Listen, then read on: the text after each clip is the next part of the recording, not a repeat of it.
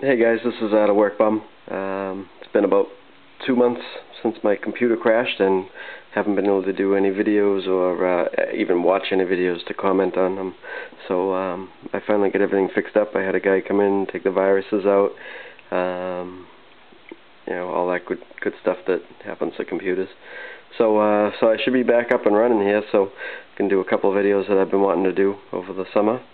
One of which is this one here. I had somebody give me some quail eggs, gave me a dozen of them, and I went out and bought this incubator. It's a still air incubator, but it is upgradable.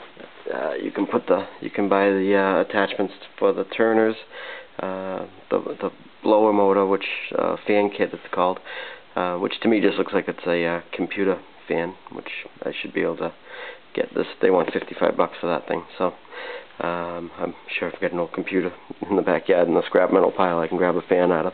And then these are the little quail egg automatic turners that you fit into that. So I bought this one here because I figured I could also do the chicken eggs, and I got a nice one. This was one of the nicer ones that I had seen for the money. It seems to be fairly cheaply made, but for the money it holds the amount of eggs that I want, and I can start doing some meat birds and stuff. I had a little spaceship style kitty version of an incubator that would only hold, I think, 3 chicken eggs or 4 chicken eggs, but I loaned it out to somebody and never got it back. But this one here, I figured, I'll spend the money on this and I'll have it, and I can do my own this year. It's nice to have the hens go broody and hatch them, but it's hit or miss. I think last year I was able to hatch out about 20 of my own. This year I only got about 6 or 10, some of which didn't make it through much longer than the first few days.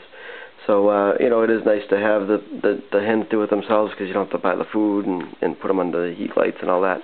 But if you want actual quantity, you should probably go with something like this. So anyway, so I got this, and what you do is you calibrate the thermostat. They want this to be at a constant 99.5 degrees. It comes with this little thermostat. I also have my meat thermometer in there just to see if it's accurate.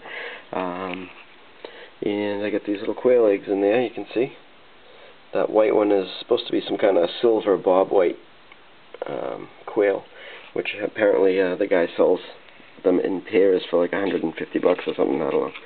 So he ended up giving me one of those because he was out he was out of the regular ones. So you turn these a couple times a day, roll them around. You can maybe make out the X's and O's I have on them.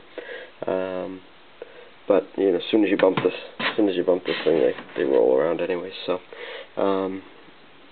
that's that. So the light comes on to indicate that the element is getting hotter, and it shuts off automatic.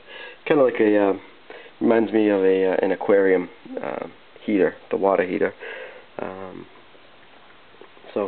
I have it right on my kitchen counter. My wife's not very pleased about it, but for now, I just wanted to be able to keep an eye on it and everything, make sure.